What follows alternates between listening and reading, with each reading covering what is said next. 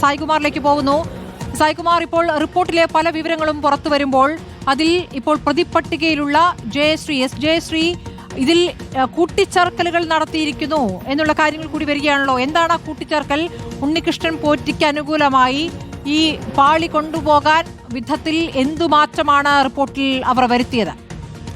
തീർച്ചയായും സ്മൃതി, ഗുരുതരമായ കണ്ടെത്തലുകളാണ് ഇപ്പോൾ വിജിലൻസ് സമർപ്പിച്ച റിപ്പോർട്ടിലുള്ളത്. കൃത്യമായി തന്നെ അതിൽ പറയുന്നുണ്ട്, Thiruvabharanam commissioner, executive officer, administrative officer Sabarimala തന്ത്രി, executive engineer, assistant engineer Sabarimala എന്നിവരുടെ സാന്നിധ്യത്തിൽ ശ്രീകോവിലിന്റെ കതകിന് ഇരുവശത്തുമുള്ള ദ്വാരപാലകരെ പൊതിഞ്ഞിട്ടുള്ള ചെമ്പുപാളികളും കൂടാതെ തെക്കുവടക്ക് മൂലകളിൽ പൊതിഞ്ഞിട്ടുള്ള ചെമ്പ് തകിടുകളും ഇളക്കി മഹസപ്രകാരം തൂക്കം, അളവ് എന്നിവ ബോധ്യപ്പെട്ട് ഉണ്ണികൃഷ്ണൻ പോറ്റിക്ക് സ്വർണം പൂശുന്നതിനായി കൈമാറിയത്. തിരുവാഭരണം കമ്മീഷണറുടെ മേൽനോട്ടത്തിൽ സ്വർണം പൂശുന്നതിനും അതിനുശേഷം Sabarimala executive officer, administrative officer, Sabarimala തന്ത്രി, എക്സിക്യൂട്ടീവ് എഞ്ചിനീയർ എന്നിങ്ങനെ എല്ലാവരുടെയും അനുമതി പ്രകാരം അനുവദിച്ചുത്തരവാകുന്നു എന്നാണ് 5/7/2019 ജയശ്രീ നൽകിയ ഉത്തരവിൽ പറയുന്നത്. അതിൽ ഒരു വാചകം കൂടുതലായി ചേർത്ത് കാണുന്നുണ്ട് എന്നുള്ളതാണ് ഗുരുതരമായ കണ്ടെത്തലുകൾ. അത് ചെമ്പുപാളികളും ചെമ്പ് തകിടുകളും ഇളക്കി ഉണ്ണികൃഷ്ണൻ പോറ്റിക്ക് സ്വർണം പൂശുന്നതിനായി കൈമാറുന്നു എന്നതാണ്. അത്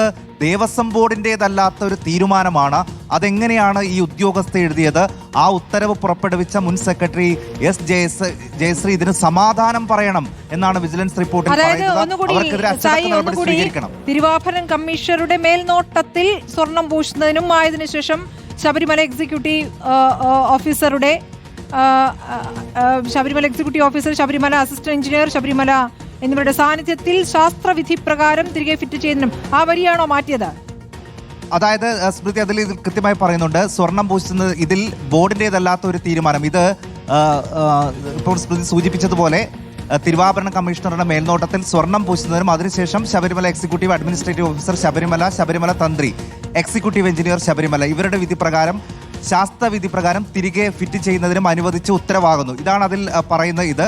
അതിനുശേഷം ചേർത്ത വാചകം, ചെമ്പുപാളികളും ചെമ്പ് തകിടുകളും ഇളക്കി ഉണ്ണികൃഷ്ണൻ പോറ്റിക്ക് സ്വർണം പൂശുന്നതിനായി കൈമാറുന്നു. ഇതിൽ ഈ ചെമ്പുപാളികൾ എന്ന് ഉപയോഗിച്ചതാണ് ഇതിൽ കൂട്ടിച്ചേർത്തതായി പറയപ്പെടുന്നത്. അതെങ്ങനെ വന്നു? അതിനവർ സമാധാനം പറയണം, അവർക്കെതിരെ അച്ചടക്ക നടപടി വേണം എന്ന ഗുരുതരമായിട്ടുള്ള കണ്ടെത്തൽ. അങ്ങനെയാണ് ഈ ഭരണസമിതി അടക്കം ഇതിൽ ഇപ്പോൾ പ്രതിപട്ടിക രണ്ട് തരത്തിൽ വരുന്നുണ്ട്. ജയശ്രീ അങ്ങനെ ഒരു കൂട്ടിച്ചേർക്കൽ നടത്തുന്നെങ്കിൽ അത് ജയശ്രീയുടെ മാത്രം താല്പര്യപ്രകാരമാണോ? ജയശ്രീക്ക് മുകളിൽ നിന്ന് ഒരു താല്പര്യം അടിച്ചേൽപ്പിക്കപ്പെട്ടിട്ടുണ്ടോ? തുടങ്ങിയ കാര്യങ്ങളും അവിടെ വരികയാണല്ലോ.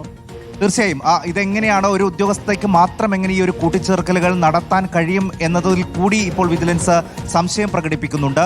അതുകൂടി കണക്കിലെടുത്തുകൊണ്ടാണ് കോടതിയും പറഞ്ഞത്, ഇതിങ്ങനെ ഉദ്യോഗസ്ഥരുടെ തലയിൽ മാത്രം കെട്ടിവെക്കാൻ കഴിയില്ല, ഉദ്യോഗസ്ഥർക്ക് മാത്രം ഇങ്ങനെ തീരുമാനമെടുക്കാൻ കഴിയില്ല, ഇതിൽ കൃത്യമായിട്ടുള്ള ഒരു ഗൂഢാലോചന നടന്നിട്ടുണ്ട്, അതിലേക്ക് കൂടി അന്വേഷണം പോകണം എന്ന് കോടതി പറഞ്ഞത് ഈ ഒരു കണ്ടെത്തലിൻ്റെ കൂടി പശ്ചാത്തലത്തിലാണ് സ്മൃതി. അതുകൊണ്ട് ഇത് വളരെ കൃത്യമായി ഗുരുതരമായിട്ടുള്ള ഒരു കണ്ടെത്തലാണ്. അതിൽ ഈ ഉദ്യോഗസ്ഥ സമാധാനം പറയണം. സ്വാഭാവികമായും അവർ കൂട്ടിച്ചേർത്ത ഈ ഒരു ഭാഗം അതെന്തിനാണ്?